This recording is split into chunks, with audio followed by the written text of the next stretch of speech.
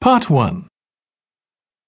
Hello, do you mind if I ask you some questions about your journey today? We're doing a customer satisfaction survey. Yes, OK. I've got about 10 minutes before my train home leaves. I'm on a day trip. Great, thank you.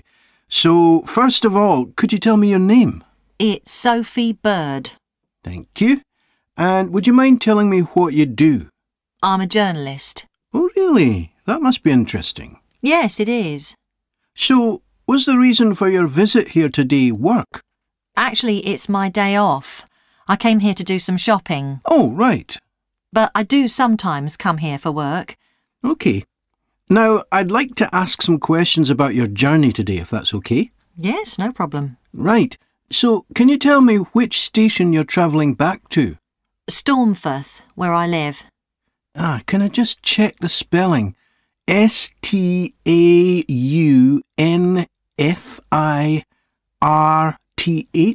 That's right. And you travelled from there this morning? Yes. OK, good. Next, can I ask what kind of ticket you bought? I assume it wasn't a season ticket as you don't travel every day. That's right. No, I just got a normal return ticket. I don't have a rail card, so I didn't get any discount. I keep meaning to get one because it's a lot cheaper. Yes, you'd have saved 20% on your ticket today. So you paid the full price for your ticket? I paid £23.70. OK. Do you think that's good value for money? Not really. I think it's too much for a journey that only takes 45 minutes. Yes, that's one of the main complaints we get. So you didn't buy your ticket in advance? No. I know it's cheaper if you buy a week in advance, but I didn't know I was coming then. I know. You can't always plan ahead. So, did you buy it this morning? No, it was yesterday. Right. And do you usually buy your tickets at the station? Well, I do usually, but the ticket office closes early and I hate using ticket machines. I think ticket offices should be open for longer hours. There's always a queue for the machines and they're often out of order. A lot of customers are saying the same thing. So, to answer your question, I got an e-ticket online. OK, thank you. Now, I'd like to ask you about your satisfaction with your journey. So what would you say you were most satisfied with today? Well, I like the Wi-Fi on the train. It's improved a lot. It makes it easier for me to work if I want to. That's the first time today anyone's mentioned that. It's good to get some positive feedback on that. And is there anything you weren't satisfied with?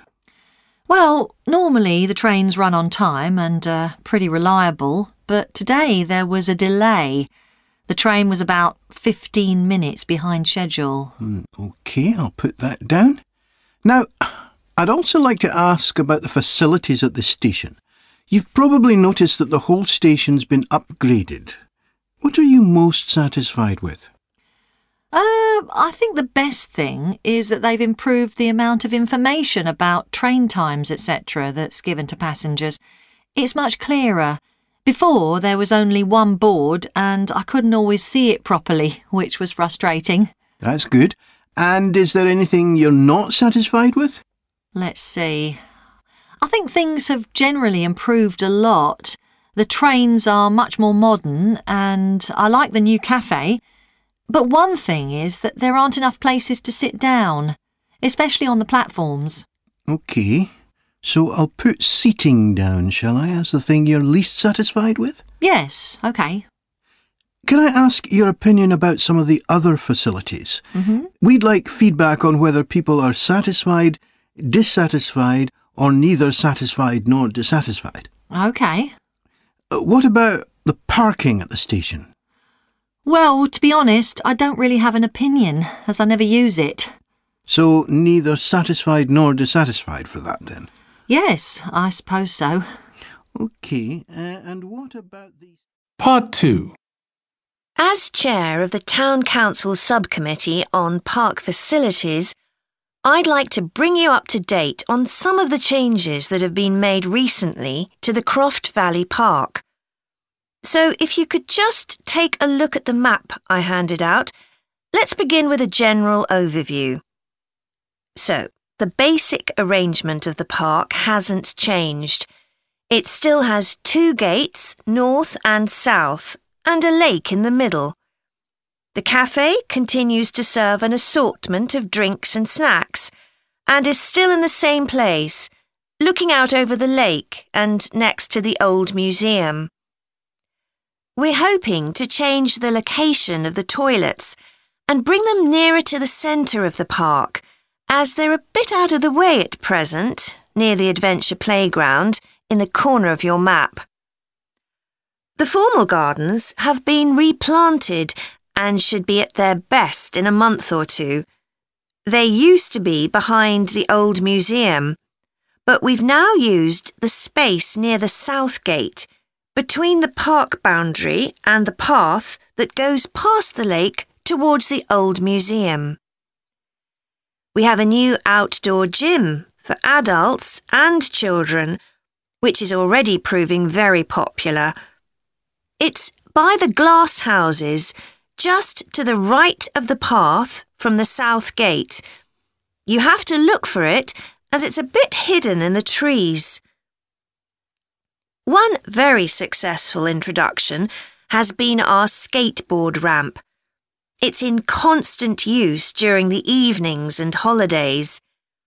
It's near the old museum, at the end of a little path that leads off from the main path between the lake and the museum. We've also introduced a new area for wildflowers to attract bees and butterflies. It's on a bend in the path that goes round the east side of the lake, just south of the adventure playground. Now, let me tell you a bit more about some of the changes to Croft Valley Park. One of our most exciting developments has been the adventure playground. We were aware that we had nowhere for children to let off steam and decided to use our available funds to set up a completely new facility in a large space to the north of the park. It's open year-round, though it closes early in the winter months, and entrance is completely free. Children can choose whatever activities they want to do, irrespective of their age. But we do ask adults not to leave them on their own there. There are plenty of seats where parents can relax and keep an eye on their children at the same time. Lastly, the glass houses. A huge amount of work has been done on them to repair the damage following the disastrous fire that recently destroyed their western side. Over £80,000 was spent on replacing the glass walls and the metal supports, as well as the plants that had been destroyed, although, unfortunately, the collection of tropical palm trees has proved too expensive to replace up to now. At present, the glass houses are open from 10 a.m.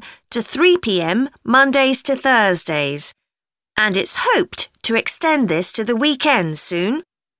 We're grateful to all those who helped us by contributing their time and money to this achievement. The gardens have really been a... Part 3. OK, Jack. Before we plan our presentation about refrigeration, let's discuss what we've discovered so far. Fine, Annie, though I have to admit I haven't done much research yet. Nor me. But I found an interesting article about ice houses. I'd seen some 18th and 19th century ones here in the UK, so I knew they were often built in a shady area or underground, close to lakes that might freeze in the winter. Then blocks of ice could be cut and stored in the ice house. But I didn't realise that insulating the blocks with straw or sawdust meant they didn't melt for months. The ancient Romans had refrigeration too. I didn't know that. Yes. Pits were dug in the ground and snow was imported from the mountains, even though they were at quite a distance. The snow was stored in the pits. Ice formed at the bottom of it. Both the ice and the snow were then sold. The ice cost more than the snow, and my guess is that only the wealthy members of society could afford it. I wouldn't be surprised. I also came across an article about modern domestic fridges. Several different technologies are used, but they were too complex for me to understand. You have to wonder what happens when people get rid of old ones. You mean because the gases in them are harmful for the environment? Exactly. At least there are now plenty of organisations that will recycle most of the components safely. But of course, some people just dump old fridges in the countryside.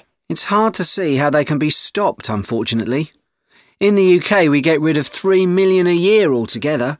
That sounds a lot, especially because fridges hardly ever break down. That's right. In this country, we keep domestic fridges for 11 years on average, and a lot lasts for 20 or more.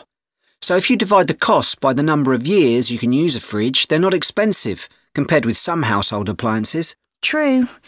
I suppose manufacturers encourage people to spend more by making them different colours and designs. I'm sure when my parents bought their first fridge, they had hardly any choice. Yes, there's been quite a change. Right, let's make a list of topics to cover in our presentation and decide who's going to do more research on them. Then later we can get together and plan the next step. OK. How about starting with how useful refrigeration is and the range of goods that are refrigerated nowadays? Because, of course, it's not just food and drinks. No, I suppose flowers and medicines are refrigerated too. And computers. I could do that, unless you particularly want to. No, that's fine by me. What about the effects of refrigeration on people's health? After all, some of the chemicals used in the 19th century were pretty harmful, but there have been lots of benefits too, like always having access to fresh food. Do you fancy dealing with that? I'm not terribly keen, to be honest. Nor me. My mind just goes blank when I read anything about chemicals. Oh, all right then. I'll do you a favour. But you owe me, Jack. OK.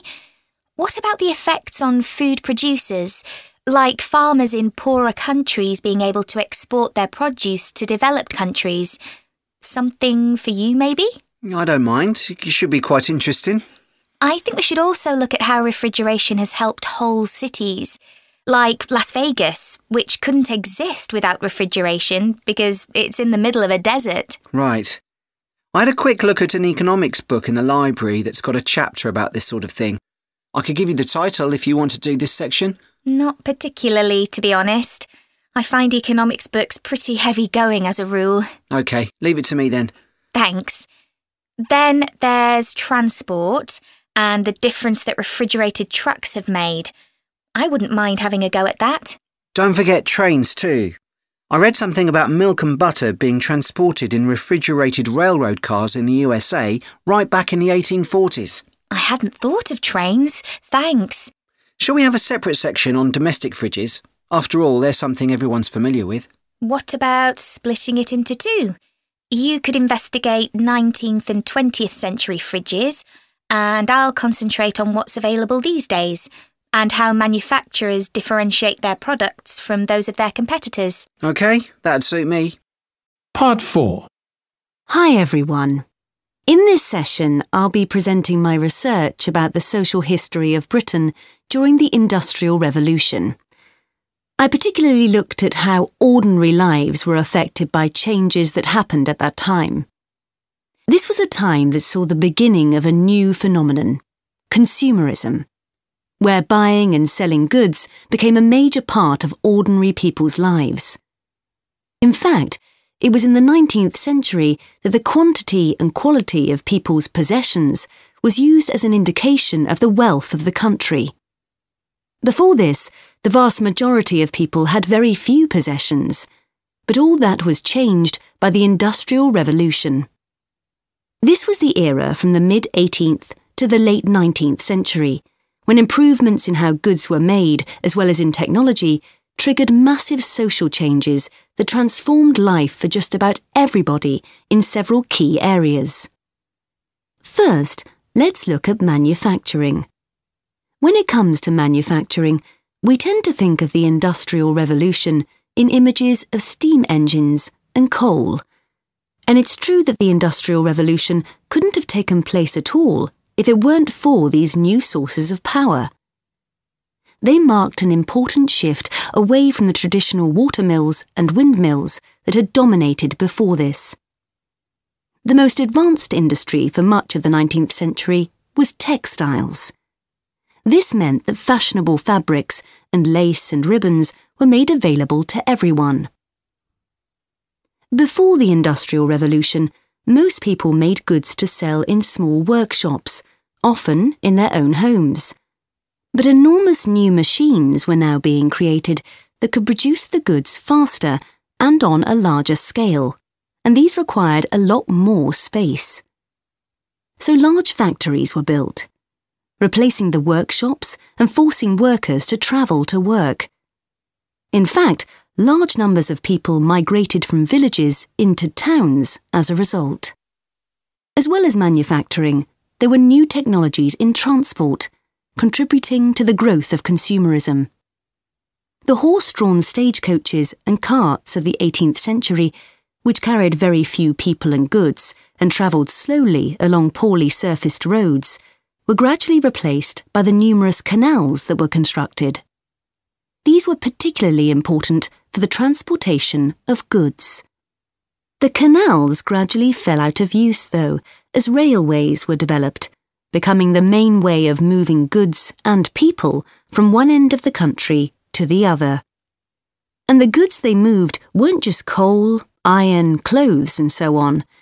Significantly, they included newspapers, which meant that thousands of people were not only more knowledgeable about what was going on in the country, but could also read about what was available in the shops. And that encouraged them to buy more. So faster forms of transport resulted in distribution becoming far more efficient. Goods could now be sold all over the country instead of just in the local market. The third main area that saw changes that contributed to consumerism was retailing. The number and quality of shops grew rapidly, and in particular, small shops suffered as customers flocked to the growing number of department stores, a form of retailing that was new in the 19th century. The entrepreneurs who opened these found new ways to stock them with goods and to attract customers. For instance, improved lighting inside greatly increased the visibility of the goods for sale. Another development that made goods more visible from outside resulted from the use of plate glass, which made it possible for windows to be much larger than previously. New ways of promoting goods were introduced too. Previously, the focus had been on informing potential customers about the availability of goods. Now, there was an explosion in advertising trying to persuade people to go shopping. Flanders claims that one of the great effects of the Industrial Revolution was that it created choice. All sorts of things that had previously been luxuries, from sugar to cutlery, became conveniences, and before long they turned into necessities. Life without sugar or cutlery was unimaginable, rather like mobile phones these days.